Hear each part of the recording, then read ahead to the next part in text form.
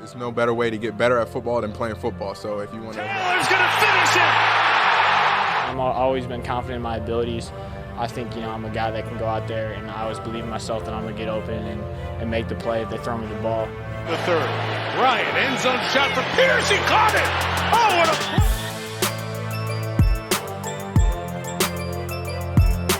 Hello, everyone, and welcome to the Colts Cast. We're here to talk about everything and anything Indianapolis Colts. Here's Jamal Lawrence, and I am Eric Smith, your co-host of the Colts Cast. Jamal, last episode, we barely missed the schedule release. Didn't get to talk about it. What are some marquee matchups you saw? Anything that piqued your interest on the schedule? Let's talk about it. Yeah, make it quick for us. The first thing here is Jacksonville Jaguars starting the season off with a divisional opponent, and we know the Colts have been unsuccessful at the opener since 2013. We have not won. We started off 0-1, and I hate to be the bearer of bad news, guys, but it's going to happen again. We're looking at a Jaguars team that's been firing on all cylinders. Dougie P's come down there, turned that team around. They ended their season with a nice win streak, won the AFC South out of nowhere. And the Colts have a new head coach, new new offensive coordinator, offensive line coach, etc. Players everywhere. All the recipes for things that we don't need going into a week one against an established team like the Jaguars, especially in a divisional round. I think we start off the season 0-1. Woo. Ooh, that's a lot to take in, starting the season 0-1. But it has been a trend for us lately. We never win our home openers, but some optimism here. We did beat the Jaguars at home last season. You guys remember that Alec Pierce touchdown, that big throw. But, what I saw in the first 6 weeks is we have 4 divisional matchups, in those first 6 weeks. So, again, we're going to be defined by what we do at the beginning of the season. So, if we go 0-4 in those in our division, it's a wrap. Let's start looking at some draft players. The Week 9 matchup definitely is going to be awesome at Carolina Panthers. I'm planning on going to that one. Get the Frank Wright versus Shane Steichen, Bryce Young versus Anthony Richardson. I just think that's going to be a great matchup. Yeah, that is going to be a fun one. I'm pretty jealous you get to go to that. I'm not going to lie. I need to see what day of the week that is. So that's on a Sunday, man. I may figure out a way to maybe sneak down there. But I definitely think those 3 things are the 2 big things. Excuse me, those 2 things are the big things. But the other big one that I've seen a lot of Colts Nation and talking about on Facebook and Twitter and everything is the elephant in the room of the no primetime games. I think the league made it clear that after they gave us 2 Monday night games and other primetime games last year, that going on a 4-12, 1 in the season, you ain't going to get a chance to get those primetime games again. So we got to earn our respect back up there to get to that stuff. Put up 13 points in like 4 games in primetime. Yeah, I think we lost that. We gotta earn that back. Yeah, so we'll see how that goes. But I don't know. It's going to be an interesting season. I kind of like the schedule itself. I think that we have some cushion in there with some of these games. Like you said, I think it'll be interesting to see how our division will be basically determined by week 9 for us or week 7 for us. So that'll be kind of hard to deal with. But we just pick it up. We know the Colts typically get rolling around the middle of the season. So hopefully when we get rolling around that game 4, game 5 point, we continue to uptick and we don't go down again. So yeah, let's hope. But now let's make some daring predictions for the Colts in 2023. We have 3 bold predictions for the Indianapolis Colts. Don't kill us for this, everyone. We're going to provide reasoning for each one. We really think these things can happen. Jamal, what's going to be our number 1, our first up? Dun, dun, dun. Anthony Richardson will break the rookie quarterback rushing yard record. What is the rookie quarterback rushing yard record, you may ask? RG3, Robert Griffin III, holds it with 815 yards on the ground. That is an incredible record. That's an incredible feat. That's a lot of yards. Most running backs I won't say most. A lot of running backs don't even get that in a season. So now enter Anthony Richardson, who, if he starts week 1 and plays every single game, only needs 48 rushing yards a game to crack that record. That seems doable, right? 48 rushing yards. Yeah, I think he can do that. He averaged 54.5 rushing yards in college over 12 games last season. Plus, in college, getting sacked actually gives your quarterback negative rushing yards. We talked about this on our Will Levis episode because he had a lot of games where they were negative. I've had people say like, "Oh, he's trash because he has negative rushing yards." No, it's because he had a lot of sacks. His O-line was terrible at that time, so he was getting those negative rushing yards piling up. So that's 54 and a half yards a game, which includes negative rushing yards from sacks. Look. All I'm saying is Jalen Hurts averaged 50 rushing yards last season under that Shane Steichen offense. Why can't Richardson replicate that or do it at even a higher level? Record-breaking season incoming. I'm glad you brought up the Jalen Hurts because I was going to talk about that. Talk about a man who had 165 rushes for 760 yards with an offense that was tailored to him last year. Again, Shane Steichen is in the building. I can imagine right now running the RPO with JT and Richardson in the backfield. As a defensive lineman or as a linebacker, you got to commit early on whether you want to take JT or take Richardson. That's a hard commitment. And I guarantee at any point if they try to take JT off that, Richardson's going to take the wheels and just run for his life. Again, we have subpar O-line play again this year. He can, if the pocket starts collapsing, he can roll out and take off downfield. What if his reads aren't there? Maybe the receivers aren't making their progressions like they should. Guess what? He can take off. They're going to have somebody spying him the entire season as long as he's in the game. And I can guarantee you, I'm going to take Richardson 1v1 with a spy linebacker or a walk down safety. I'm not worried about that. So I think he will 100% break this record, Eric. Not only that, first game he's going to be a quarterback, he's going to get over 100 yards rushing that game. Oh, dang. We just adding on to these bold predictions. Yes. Holy. That would be amazing. I would love to see that. Yeah, I think he has it. I think he has what it takes, man. He can definitely do it. And I think that, like kind of we talked about before, I think it would be smart for Shane Steichen to build up his confidence with the run game. Not so much just him running, but just in general, letting Jonathan Taylor run, or letting him run some, just to understand, get your feet wet and build confidence. He seems like a person who can build his own confidence himself, but I can imagine as someone who is known for not having the best accuracy there, you may not want to have to go out and try to make 30, 40 passes a game. So let him build some confidence. Let him run over a couple people and then say, welcome to the league. And then let him do his thing. But I think that he has a great year rushing. Like I said, 100 yards first game for him. He's going to break that record, man. Yeah, I think establishing the run game is going to be key for us early on in the season. We want to open up that passing game as much as possible for Gardner Minshew or Anthony Richardson or Sam Ehlinger, whoever's back there. Yeah, but I think we're going to be defined by that rushing game. Can JT hold it down like he did 2 seasons ago? Is Anthony Richardson the dual threat quarterback we know he is? Things like that. So I think that is true. Yeah. What's our second one, Jamal? Our second one here for us, where we're going to be talking about your boy Isaiah Rodgers Sr. earns his first Pro Bowl selection. Okay. But before we get into that, what should we talk about? We're going to talk about our new partnership with Manscaped. Breaking news, Manscaped now sells beard products. That's right. They are once again revolutionizing men's grooming with brand new beard hedger.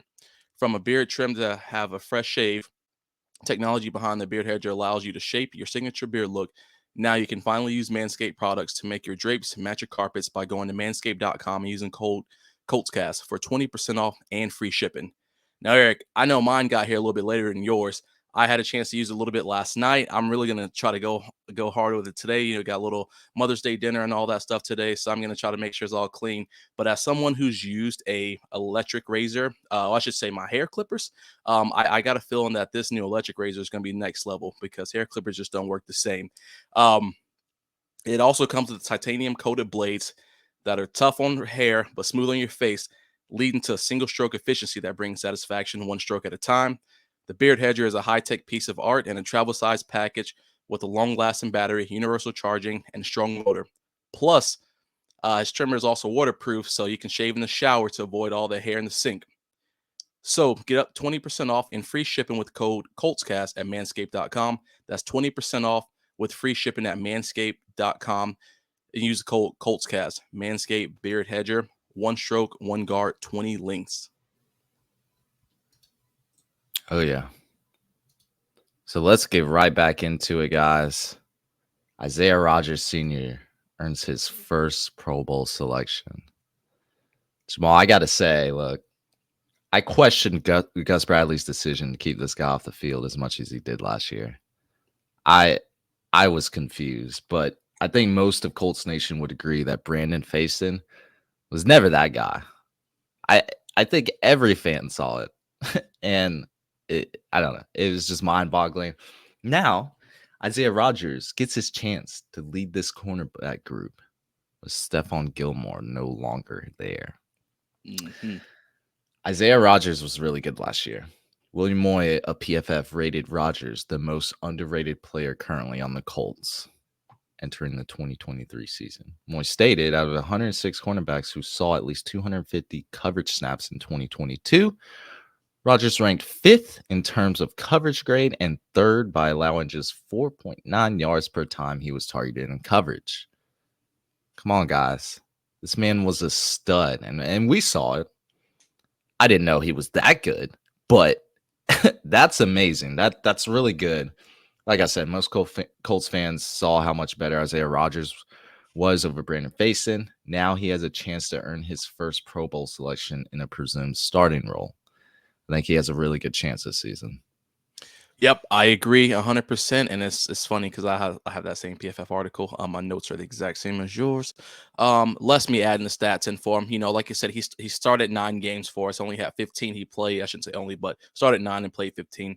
34 tackles, 1 tackle for a loss, 3 passes defended, a forced fumble, 4 fumble recoveries during those games. Eric, I mean, like you mentioned, he's one of the most athletic players on the defensive side of the ball. And that comes out. And not only that, he's also a special teams return specialist for us too. He can get out there and return the ball just to show how quick he is. I think he returned a 101-yard bomb for his rookie year. Then he had a pretty decent size one, like a 70-yarder last year, I believe it was, or maybe the year before that.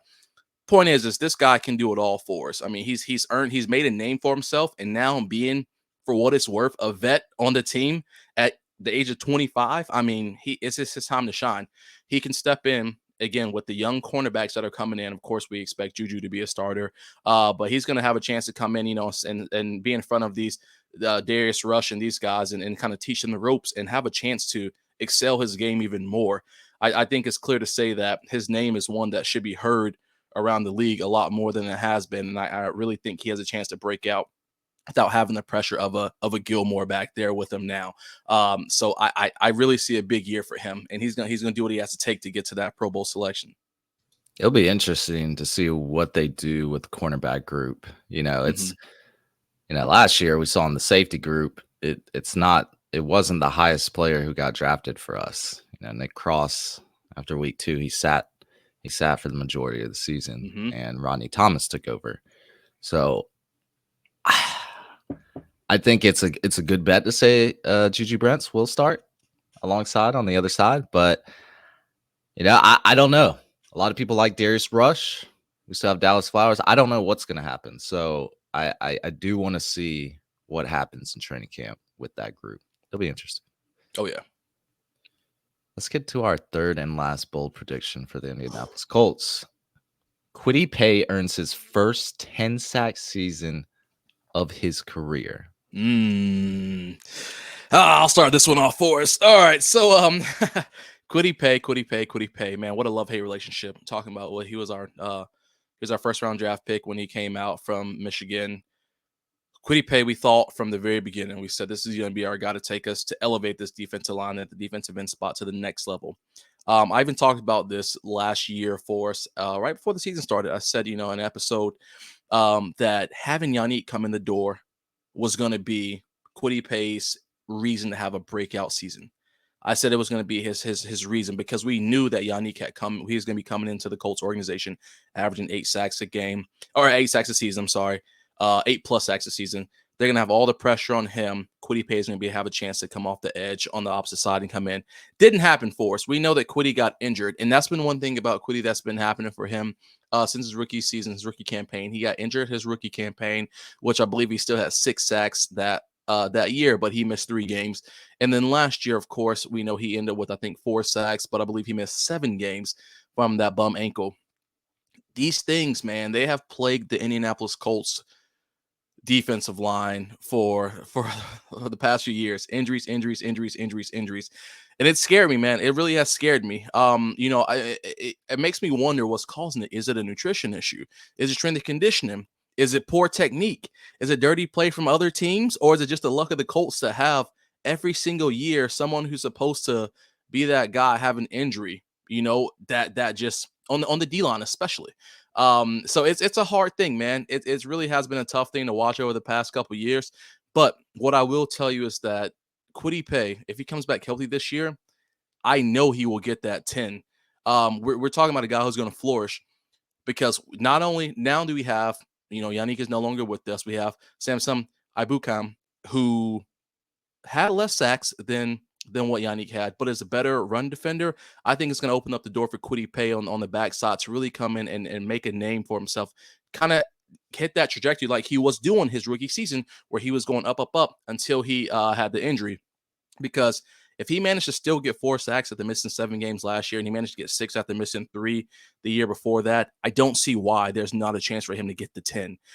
He's developed now. He's a vet for what it's worth. His 3rd year in, it's his turn to finally take off and flourish. But that means he has to be in the room, in the weight room, and in the film room, training and grinding all season long to get better, to be the best he can be. Because at this point, it's up to him. I feel like the tools have been given to him. Now you just got to go out there and execute, which I know he can. We've seen him week in and week out. I know he can. He makes an impact when he's on that field. So I do think he's going to come in, and Eric not only is going to get 10, I think he'll end it with 11. He'll end it with 11. I'm going to bump him up one more. Breakout year for him. Why are you going to give him that 11? What made you give him 11? He's going to get 2 halves in there, so that's going to give him the extra he needs. Yeah. I gotcha. Yeah, nothing crazy. Yeah, I agree. Injuries have held this man back because he was on the right path, like very early on in the season, because he had 6 sacks in 12 games, 10 tackles for a loss too, which by the way is 3rd on the team behind Zaire and Buckner, who played 17 games. Solid run defender, unlike Ngakoue. Anyway, Paye, I think he's gonna earn that first double-digit sack season if he stays healthy. That's the key. We always say that with a lot of players on our team. If he stays healthy, I hate saying that, but it's true. Like, we have talent. I think third time's the charm. He'll be entering his 3rd NFL season. He's improved since his rookie season, and I believe that arrow keeps pointing upward. He's our best edge rusher now. Like, he's got to kill it this season. He's got to stay healthy too, and I really think he's on that trajectory up for a breakout season. Yeah. Again, I think all the chips are there. Yeah, everything's in the pot. And you know what? I really think too, that's another thing that'll help boost him up, guys. Like I've said 100 times over again, the morale is different in that building. It really is. I don't care how you want to slice it. When the morale is different, players are going to play harder. They're gonna give a little bit more each and every time. The new coaching staff is here. Even though we may not be having a lot of change on the defense side of the ball, Gus still being the DC and everything, people are excited. The players are excited for what's to come for the Colts. They're excited to see, because I know the defense has to expect the offense is going to take this thing up another notch this year. So they're going to have to hold their own, which we know they did a good job last year for what it's worth, for what they could do. So I think that with that being said, it will elevate his game to another level. I mean, he only has to get better from here. All right. I agree. That morale is different. I can't wait to see it come week 1, man. Look, that's our 3 bold predictions. May not be as bold as you expect, and I at least see 2 of these hitting. But we'll see. That's our big bets for the season, our bold predictions. That's going to be it for us, everyone. Thank you for listening to the Colts Cast. We are live on Apple Podcasts, Spotify, YouTube, or any platform you use to listen to podcasts. We'll be back next time to give you some more Indianapolis Colts content. Y'all take care. Take care.